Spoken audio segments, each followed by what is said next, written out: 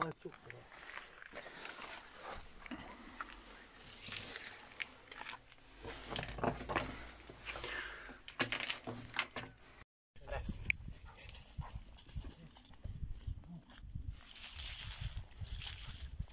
Nerede oğlum?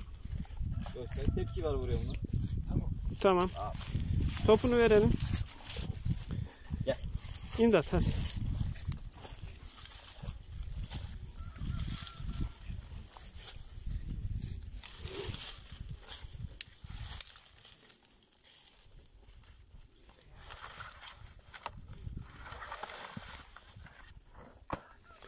Bantlar deli niteliğinde, onları bir yerden kes öyle al.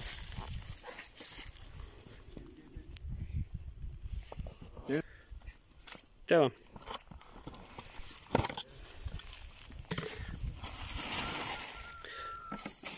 Saman içinde paketlenmiş esrar var.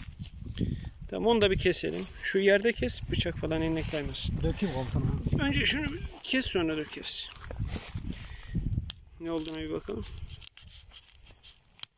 Tamam. Fazla derine gitmene gerek yok. Toz esrar. Samanı şuraya dökelim.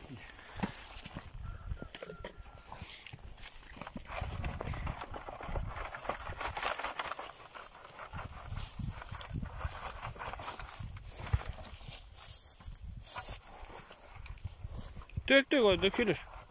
Heh. Salla. İşte herhalde abi. Bir elini soksana içine.